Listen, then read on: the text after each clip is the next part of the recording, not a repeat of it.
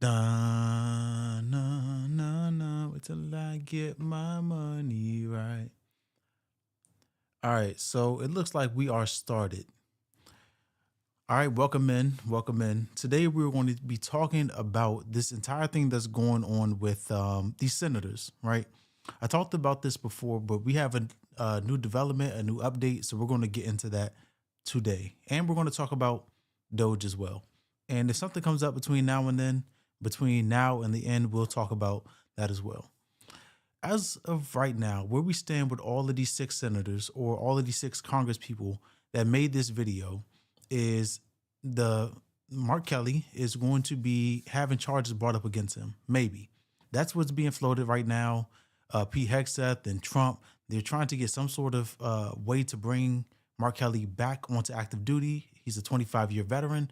They want to put charges up against him.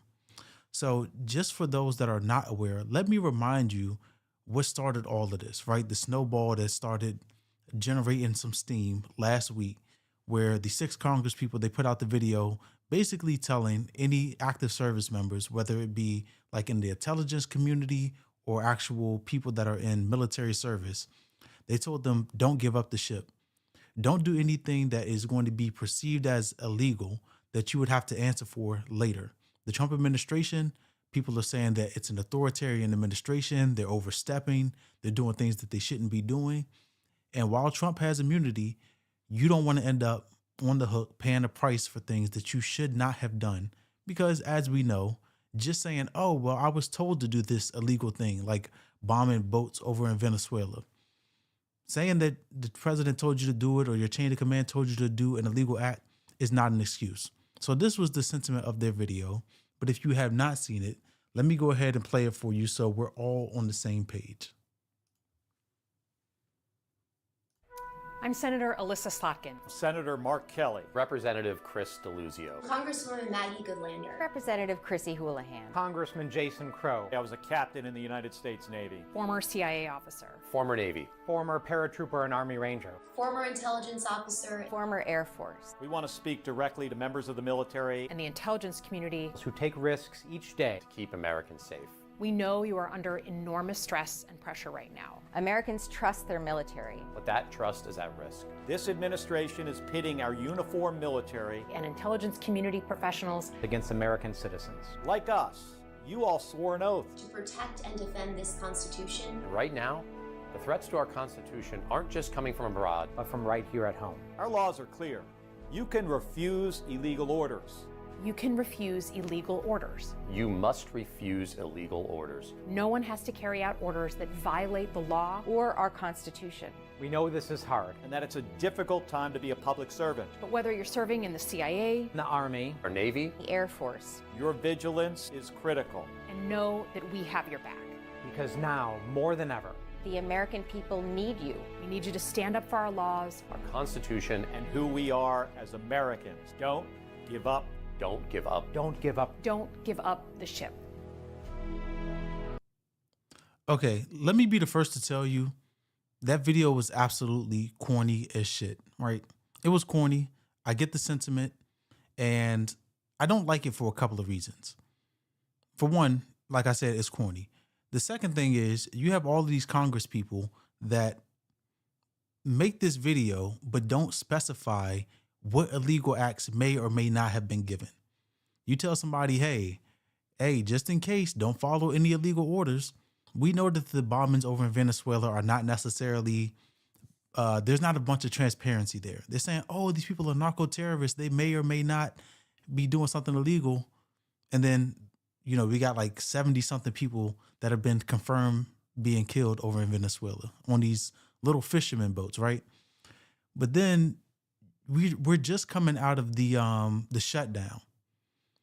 These Congress people have the audacity to tell somebody else, hey, do the difficult thing, quote unquote, don't give up the ship. Don't do anything, basically like rail against your leadership. That is the sentiment, right? It's for illegal orders, but at the end of the day, it's rail against your leadership. But they didn't even have the spine to stick out for the additional time that they needed to do the difficult thing and to get the Affordable Care Act subsidies. So why are you telling somebody else to do something difficult when you don't have it in your you don't have the audacity to do something difficult yourself. So I really didn't like it. I thought I thought it was stupid overall, right? But the Trump administration, they're really having their way with the people in this video. They said Trump was the first person that came out and said, oh, this is a seditious act. We should have them executed, right? Obviously, that caused the entire media stir for the president to go on his own social media platform, Truth Social, and then have this kind of rhetoric against people that are sitting members of Congress. Some of these people are in the House, some of them are in the Senate. So obviously that was a big deal. I thought that was an overstep, if I'm being completely honest, from Trump, but they put out a stupid video. He put out a stupid Truth Social post.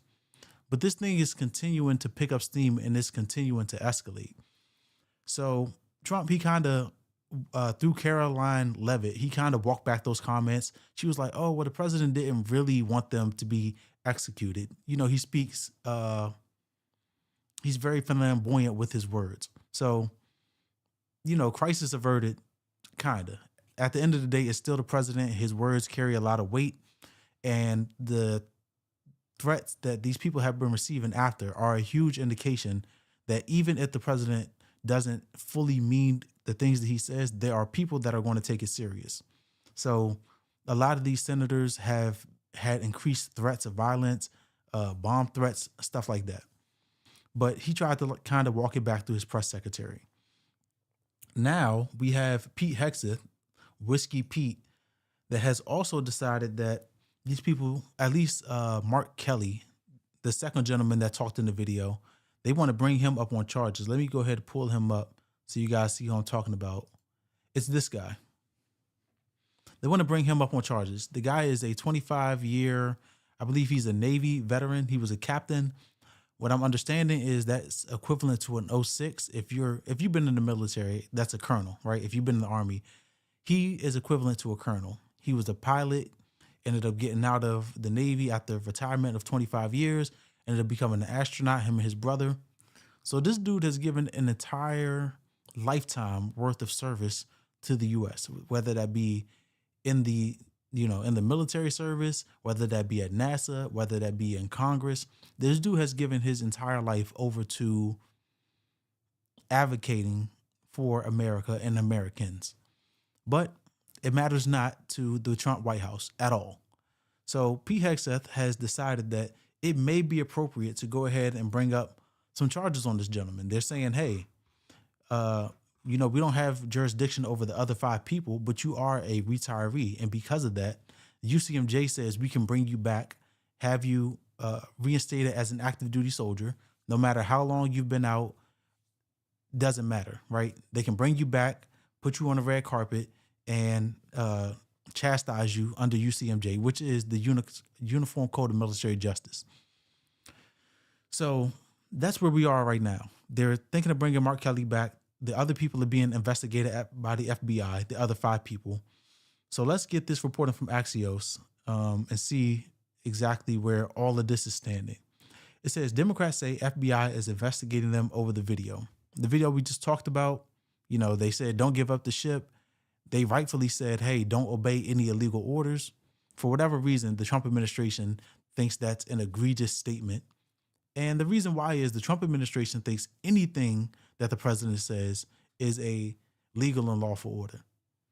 It should be noted that they've said orders are presumed to be legal. They are presumed to be legal. But at some point, based on where we're going, people are feeling like, hey, this administration may cross the line. And like we said, these senators are trying to do this as a reminder, like, hey, don't do anything illegal because you're not getting the immunity that the president has. All right, let's continue with this article. It says a group of House and Senate Democrats who urge military service members to defy unlawful orders from the Trump administration said Tuesday the FBI is seeking to interview them about their comments. The lawmakers are accusing President Trump of using federal law enforcement as a tool of harassment for his political adversaries. Obviously, this is something that Trump does, right? This is something that his administration does. If they don't like you, they will absolutely use all of the tools in their in their arsenal to go after you. We just saw that with Letitia James and James Comey. By the way, their charges have been dropped because they said that the lawyer that was supposed to be on the prosecution side, they said that she was illegally instated. So they had to draw back those charges. So we know that the Trump administration, they will use their leverage of them being in power, of them having a bunch of loyalists, MAGA loyalists, Trump loyalists, just conservatives in general, that want to kind of exact revenge on Democrats. We know that they are not outside of the bounds of doing things that are dipping their toe into a gray area of what we consider legal, what we consider reasonable, and what we consider ethical. They do all of this type of stuff that if it was a Democrat doing it, if it was anybody but Trump and his cronies doing it, we would look at that with, we would side-eye that and look at it kind of crazily, right? But this is what they do. So it says the FBI, it says the president directing the FBI to target us is exactly why we made this video in the first place. That's from Senator Alyssa Slotkin. That was the first lady in the video who organized the video about which the comments were made. She said in a post on X, the White House and FBI did not immediately respond to requests for comment. Listen, you made a video about something that could happen and then said, oh, well, this is what I was talking about. You preemptively made the video.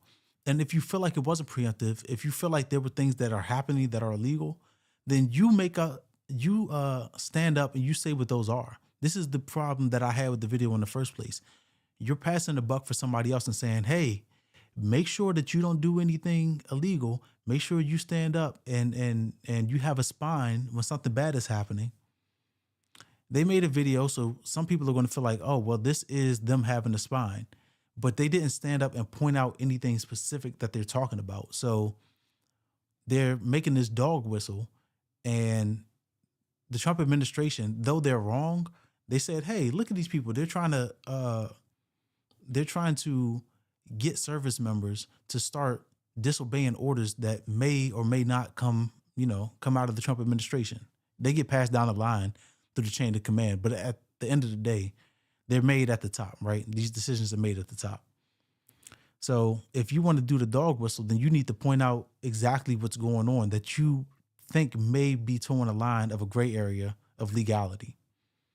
It says the 4 House members in the video, it doesn't matter, I'm not going to read off their names, said in a joint statement basically that the FBI is interviewing them. Yesterday, the FBI contacted the House and Senate sergeants at arms requesting interviews. Slotkin said in her post that the FBI's counterterrorism division appeared to open an inquiry into me in response to a video President Trump did not like. I think that they keep making these missteps, the Trump administration. They're pointing at very specific things and saying, hey, I don't like this, even though it's free speech, right? I think that falls within the bounds of free speech. I guess the courts will decide, right? I don't have the legal expertise to make that determination. But I would say that falls within the bounds of free speech. And the president, because he doesn't like it, he's doing exactly what he did with Letitia James and James Comey and John Bolton. He said, hey, go investigate these people. Have these people locked up on some sort of charge because I don't like what it is that they had to say. And we have to remember, the Republicans have always lauded themselves as the proponents of free speech.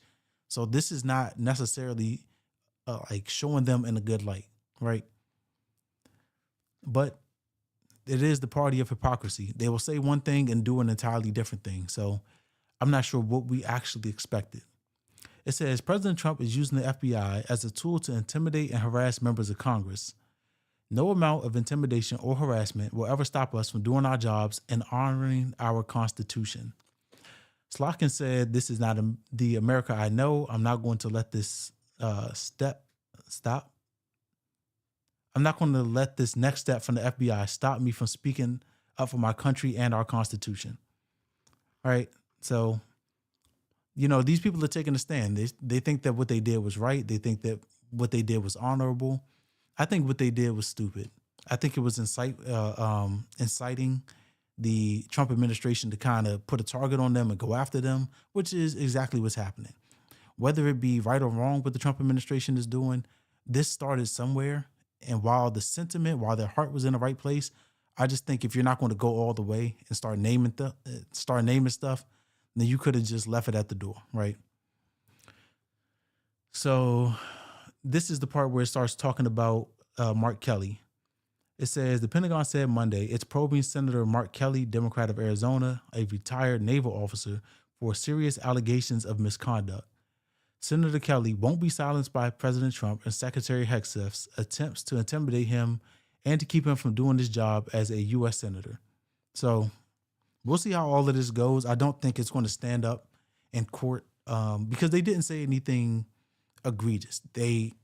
Their intent of the video, like they said, was to warn service members or people in the intelligence community, hey, if you see something, say something. Or more aptly, if you see something, do something by doing nothing at all, like disobeying the order. So we'll see how that all plays out. You guys can tell me what you think. As of right now,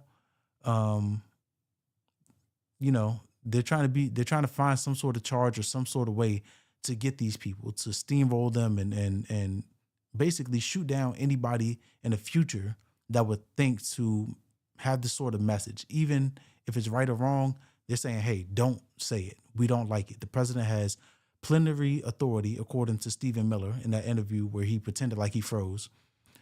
And they're not taking no for an answer, right? Whether it be from senators or people in the active duty.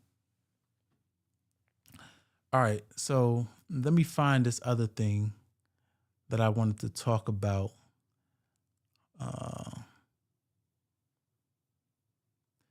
And if you have any comments on this entire situation that happened with the senators and the people over in the House, drop it in the chat. Maybe I got it all wrong. I don't know everything, right? I think that they shouldn't have done it. I said that ad nauseum.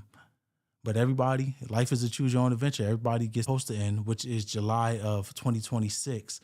They called it quits. So let's go get this reporting straight from this website, Raw Story, so that we can talk about it. It says, suddenly exposed, Doge employees fear prosecution after Musk abandoned them. It says, current and former Department of Government Efficiency, which we know was never an official department. It was just something that they stood up. They said, hey, this department, quote unquote, is going to oversee kind of rolling back some agencies, rolling back some employees, and helping us shrink the government. Elon Musk, he came in saying, oh, well, I can save but it says Doge staffers are growing increasingly concerned that the work that they did, slashing government programs and eliminating jobs, will come back to haunt them with the possibility of criminal prosecution. So they got a lot of access. From what I understand, people in Doge, they got a lot of access to people's, basically their PII, their personally identifiable information. Some of these people may not have necessarily had the legal clearances and all of this stuff to get that information, but they did. So now that Elon Musk is not there, and now that Elon Musk is not friends with Trump, right? They appear sometimes, they talk sometimes, but they're not as cozy as they were. So now that that's not the case, these people feel like, oh, well, I may have to suffer the consequences of my actions. Remember, these people on the right, they say that they believe in law and order. So if you believe in law and order, you should stand up with your chin up and say, hey, I did something wrong, did something I wasn't supposed to be doing. I'm going to suffer the consequences of that because I took the responsibility knowing that I shouldn't have been doing what I was doing, and I did it anyway. You would think that that's what an honorable person would do, but they don't actually want to live by the things that they say. They just want to step on other people and make them live by the things that they say. It says, the worse still is their growing belief that the billionaire Elon Musk, who recruited them, won't step up to save them by appealing to Donald Trump on their behalf should things take a turn for the worse. And he shouldn't. He shouldn't. All of these people, you got to remember, all of these people are out for themselves. Elon Musk doesn't give a damn about the people that he recruited over in Doge. He doesn't give a damn about the people that were left over in Doge when he left. They're self-serving, whether it be Donald Trump, whether it be Steve Bannon, whether it be Elon Musk. All of these people are self-serving. They're looking out for their interests, and that's why they align with Trump in the first place, because they're looking at him as a figurehead, an old guy, a guy that's on his way out the door, not just in terms of his presidency, but he's on his last leg. The dude is like 79 or 80 or 81. They're trying to manipulate the situation and manipulate their friendship with him in order to get what it is that they want. These people never cared about the folks that they hired over at Doge. They never necessarily cared about shrinking the government. It's been reported that Elon was slashing all of these different departments and agencies and cutting back employees because these were the departments that oversaw like things that he had business dealings in, right? Whether it be like Tesla, SpaceX, whatever it is that he's dealing with. It's been reported that he was slashing those agencies. So as soon as he got what he needed, he chucked up the deuces. He said, hey, Tesla's crashing. I got to go back to my company. But the government was already in shambles after that. I mean, before he ditched, it was already in shambles. So he's not going to come back and look out for some low-level special government employee. He doesn't care. If you thought he cared, then, hey, you're going to get what you got. It is what it is. Just like you told all of those people that got fired from those agencies, or you gave them the retirement package early when they wanted to continue their career into the future. You told them, hey, well, we're done with you. Pack it up, go home. Now it's your turn to pack it up and go home, and you don't necessarily like it. It says, as Politico's Sophia Kai and Daniel Lipmanis are reporting, in June, a handful of so-called Doge tech bros packed up their possessions and departed the 6th floor of the GSA building, where they had been living, to look for new lodgings. That move came after Musk and Trump parted ways acrimoniously in a war of words and finger-pointing, with the two still keeping their distance from each other till this day, outside of occasional social media sniping at each other. Yeah, they do that. I remember immediately after Elon Musk left Doge, he said the reason why the Epstein files were never coming out was because Donald Trump was in them. Lo and behold, it's a couple months later, right? We had that first batch of files from the Epstein estate get released. They said Trump was, quote unquote, blowing Bubba, and Putin might have had a picture of it. And if you remember, after that, Trump was like, oh, well, open up the floodgates, give them everything. Since they done snitched on me and told everybody what I've been doing with Bubba, go ahead and open the floodgates. So if you're not aware, that's where we are with the Epstein files. That is the occasional sniping at each other that they're talking about. Donald Trump and Elon Musk, they were essentially bros, right? When it was advantageous for them to be. And then when Elon Musk got what he needed, he ditched. He ditched Trump just like he's going to ditch these people. It said, noting that the Doge staffers have lived with the ever-present threat of backlash, public scrutiny, upset cabinet officials, even the prospect that someone might assert criminal charges against them. The report notes that there is a growing sense of dread that Musk will no longer champion them if they are subject to investigation. I say that's excellent. I say that if you committed the crime, then, you have to suffer the consequences of that. If that's what we're telling other people, then you need to be under that same standard. You need to hold yourself at that same standard. If you did something illegal, then you go to jail, you get your fine, and you keep your chin up, and you say, okay, well, I did it, so I get it. Musk had not just been their visionary leader. For them, he was their protector. These are grown men, by the way. Some of these are grown men saying another grown man is their protector. The man who had a direct line to Trump, who, we're not going to get into no religious stuff, but these are grown men in some cases looking at another grown man saying, that's my protector. He's going to get me out of any trouble. It's not your father, right? Not that your father could save you from the law, but Elon Musk is not your father either. He's going to do nothing for you. He doesn't care about you. Elon Musk is a self-serving, self-interested person. He's looking to get himself closer and closer to that trillionaire mark, right? They said if he does $8 trillion for Tesla, then he can be a trillionaire. That's his compensation package. It says the man who had a direct line to Trump, who they believe could pick up the phone and secure a presidential pardon if the worst came. Without his presence in Washington, they were suddenly exposed. Politico is reporting, before adding that at a recent gathering, a senior Doge figure named Donald Park tried to reassure his colleagues that they were still, quote unquote, brothers in arms, and that Musk would continue to protect them. That led to another protesting and advising, guys, seriously, get your own lawyer if you need it. Elon's great, but you need to watch your own back. We're not going to keep going down this rabbit hole. This was extremely predictable. I'm not sure what they expected. You go into this government, this fake government agency, start going through people's files, start firing people from departments, doing a bunch of illegal shit because Donald Trump gave a mandate to Elon Musk. Elon Musk said that he can do it, and then he abandoned ship. And you thought that he was going to protect you. You thought the Trump administration wasn't going to turn on you. Trump recently turned on Marjorie Taylor Greene. These people that are in Doge did not spend millions to get Donald Trump elected. They did not go and campaign for Donald Trump. If he was going to turn on Marjorie Taylor Greene when the time was advantageous to do that, then he's absolutely going to turn on these Doge employees, or at least has the capacity to do it. So they're going to get what's coming to them. Doge is no longer there.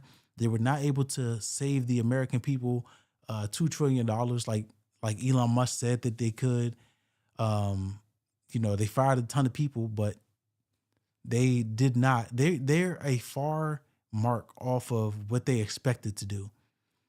They said that maybe they saved about 200 billion, but the numbers are kind of shaky. There are reports saying it's significantly less than that, and the 200 billion can't be directly verified. So anything that Elon Musk said that he can do time and time again, he seems to fall short, right? Whether it be with this thing in the government saving $2 trillion. He said he was going to save the $2 trillion, give $5,000 checks to basically everybody across the entire US. He's a liar. The dude shoots for the moon and then he doesn't make it time and time again. For the autonomous self-driving, the Tesla Roadster, the Tesla solar panels, $2 trillion saved in the deficit, saved in the budget. At some point we got to start saying this dude is delusional. Yes, he has these grandiose ideas. Some of them are going to come to fruition. Most of them are not. That is the nature of the game. But the government is not tech. The government is not some algorithm that you just start plugging away at and then you can break things. You guys don't know this. A lot of people on the channel don't know this, but when I was in school, before I dropped out, I was studying comp sci, computer science. And one of my professors, he used to tell us break things early and break them often. And the sentiment was basically like, hey, you're going to mess up your code pretty often. So you want to break things early. You don't want to get to the end, write all of this stuff, try to push it, and then, you have 1,000 different errors. You want to break it early and you want to break it often. So start, break it, reiterate, break it again until you get to the end where you have as much done as you possibly could before it gets reviewed, right? Before we push it up to get reviewed. And this is the sentiment that Elon Musk tried to come into the government with. He was like, oh, well, I can just come in here and I can figure it out as I go. And that turned out not to be the case.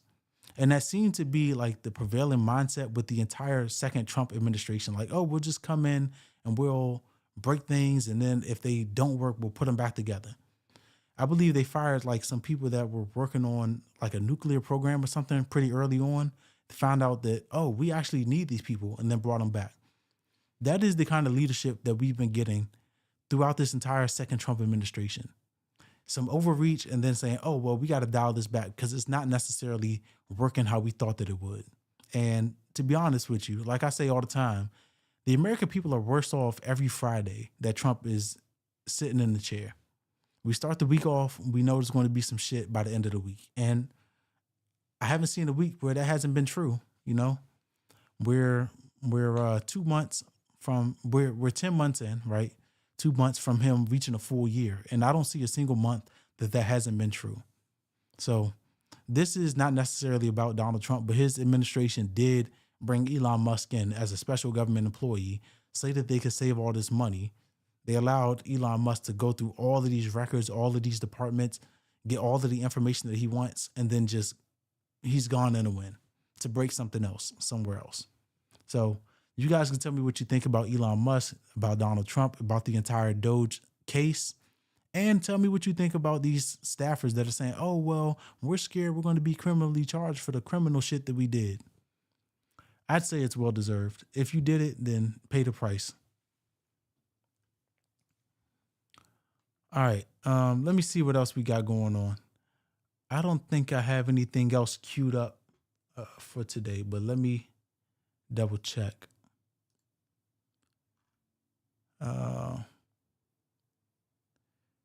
Yeah, I don't think I have anything else queued up. So I think that's where we're going to end it for today. If you attended, I certainly appreciate you. I will make sure I'm a little better prepared next time. You know, it's been a long day with the kids, so I didn't get a lot of time to really go through the news, but that's where we are. We got this thing that's going on with these 6 senators that are being investigated by the FBI. One of them is potentially going to be called back. We'll see what happens with him and his situation. And then you got this Doge staff that is crying that they may be held accountable for the illegal stuff that they did. Drop your thoughts down in the comment section. Let me know what you think, and I will catch you guys next time.